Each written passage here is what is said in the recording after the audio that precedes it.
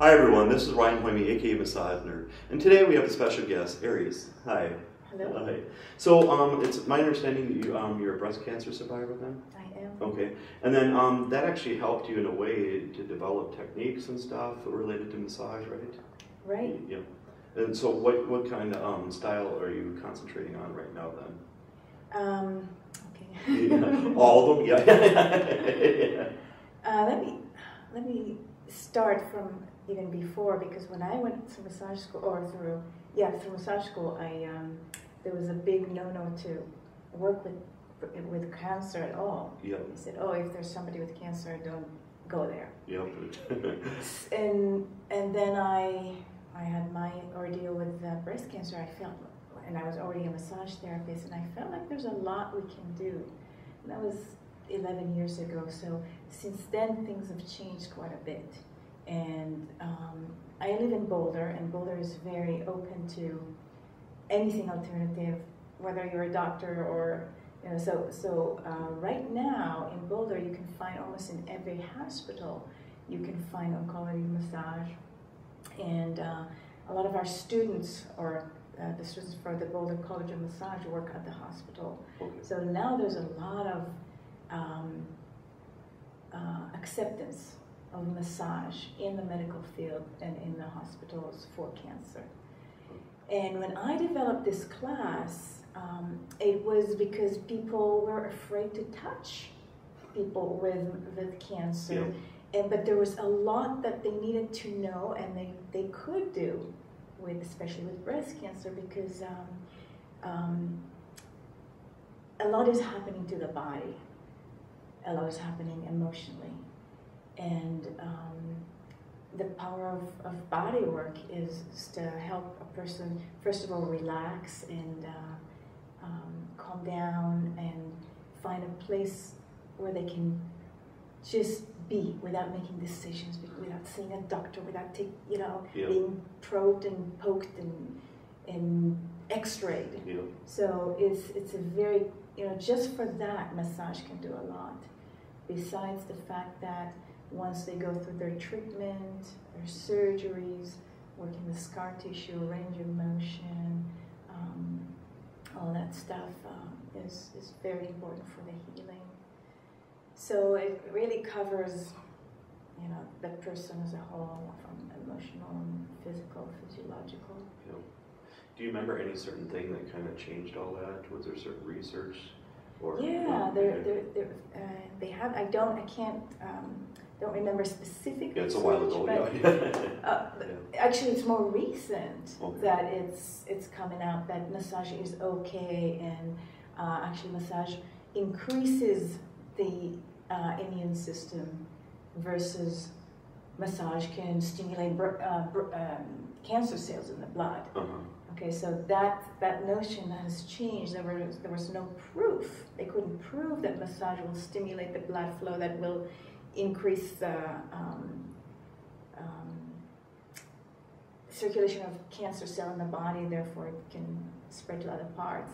There was no proof for that, but they erred for the cautious, but to be cautioned and to ask people not to perform massage. And now there's research that shows that there is a higher survival rate from people who do receive energy work, support group, anything that helps them emotionally to cope with this, as well as physically. It increases their survival rate. It's just amazing. I mean, way back in the day too, in the 90s when I went to massage school, they said not to massage people. You have to wait at least a month to 6 weeks of major surgeries and stuff. But I know some hospitals, a couple days after even open heart surgery, they're massaging people, and it's just, things have changed so much. Yeah. When I had my surgery, I chose to do double mastectomy. I had a massage the next day at the hospital from a student of mine. Yeah, because Boulder's kind of the hub too of massage. It is, yeah. Yeah, you went to Boulder, Colorado, the school too and stuff. So that's an icon, and that's been around. Has it been since early '70s? Is it? break. Yeah. I think they celebrated 31st, the 5th birthday just Okay. recently. Oh, that's amazing. Yeah. And then for your classes, what do they entail then? What kind of things do you teach? What styles? So for the breast cancer class, it's a 3-day class where I go through the information about breast cancer. What is breast cancer? Yeah. And I go into a lot of details that at first when the students sit there, all theoretical information that they may not need for themselves, they think, that's a little too much in depth. I don't know if I need that. But later, at the last day of the class, I invite survivors. Okay. And we sit in a circle, the survivors tell their stories, and then they started talking about, I have DCIS with flap tram flap reconstruction, and then suddenly my students said, now it all sinks in. That's why we needed to know this. And so if you don't have experience with clients who go through it, it's really important to be educated. Of course, if you do happen to have clients before you're educated, then the clients will educate you. Yep. But as a massage therapist, it would make a big difference if you know what they're talking about, and if you know what to do and how to treat them safely. And in the past, breast cancer clients didn't think they could receive massage because of the lymphedema, risk of lymphedema. You don't want to get any deep pressure, any increased stimulation in the area that you have your lymph nodes were removed. Yes. So it's very important for the client to know that this person knows what to do and how to work with a breast cancer patient and be safe. So. Yep. And do you teach these classes all over the United States then, or right now certain just in Boulder? Oh, do you? Okay. But I am working on spreading out to the United States as well as, I hope, international. Okay. And what other kind of classes do you teach then? I also teach core alignment, Okay. core alignment technique. This is a technique that is based on a Feldenkrais exercise, but it is not Feldenkrais. Okay. It's just based on an idea. And it was inspired by an old teacher of mine, Sherry Sunshine. That's one of my first techniques that I've learned besides Swedish massage. Okay. And Love her name too. it was 26 years ago. Okay. And I started doing this specific technique, and then it evolved with my Shiatsu background. I taught Shiatsu in the Boulder School of Massage, or Boulder College of Massage Therapy now. Shiatsu movement, and it kind of evolved along with the stretches into something else.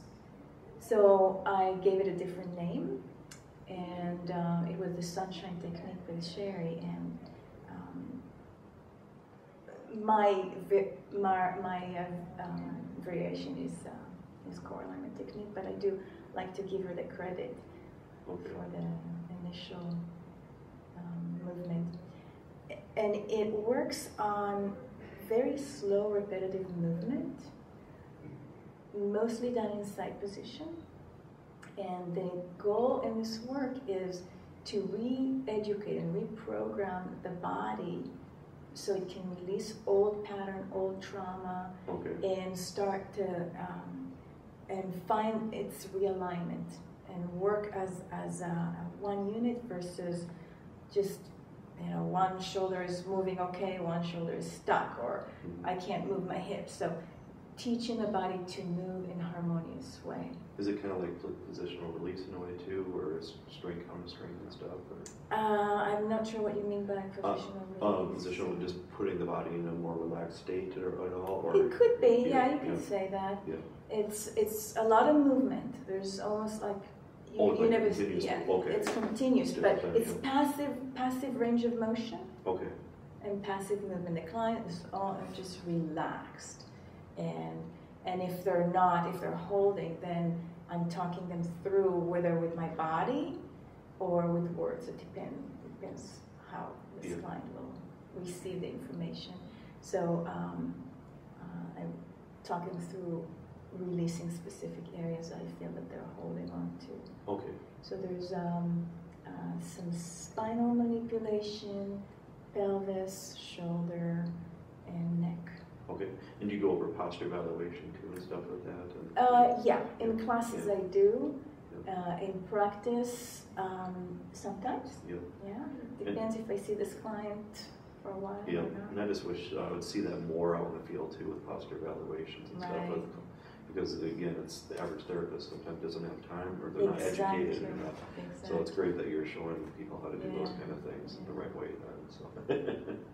And then any other kind of classes that you're teaching right now or developing or thinking about developing? Or? I do not teach right now, but I would like to teach more is Shiatsu. Shiatsu is my greatest passion. Okay. No, I can't say greatest. Okay. The third greatest. Oh, third? I mean, the breast cancer is my passion. Yeah. Core alignment is definitely my passion. Yeah. And then Shiatsu is my passion. Yeah. I just love it all. But I love Shiatsu because whenever I do a session, I always start whether I do massage or Shiatsu or a combination. I always start with the assessment, and we assess through the belly, the hara, and I get check the balance of the meridians. It's just like an acupuncturist would check your pulses. I do it on the stomach, and then that gives me another dimension of how to work with this person. What do I need to balance? Again, emotionally, physically, physiologically. So I like to work on all those levels, not just one. And with Shiatsu, do you see it more in the United States on the table or on the floor then?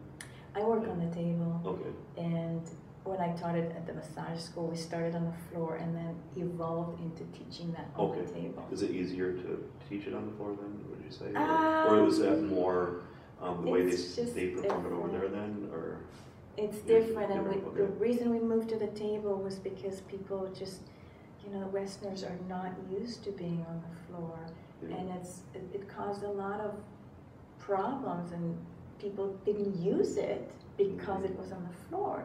So we wanted people to use it more and be more accessible for them if it's taught on the table. Do you think that's why they made Thai for the table then too? Like, Absolutely. Absolutely. Just a little bit more easier too. So what's your kind of future goals then? Would you say that's in the future for you? My future goal will be to get the breast cancer out internationally. That's my big goal, and as well as core alignment. And I would definitely like to work on videos and training online and through I don't know what you call it, webinars. Yep. And are you currently working right now? Do you have a practice then? Absolutely. Okay, so it's in Boulder, Colorado too and stuff. Boulder, Colorado. Okay. And what's the easiest way for people to get a hold of you then? I have a website. Okay. It's www.bodyworkwisdom.com. Okay. So, if they go online, then all my information is there. Okay. Shall I say my email? Yeah, perfect. Yeah, go email ahead. Shall I say it to the camera? Yep. It's Eeris Kallil at AOL.com. EERISKALLIL at AOL.com. Okay, perfect. It's been a pleasure then. Thank you very much. Thanks everyone. Okay.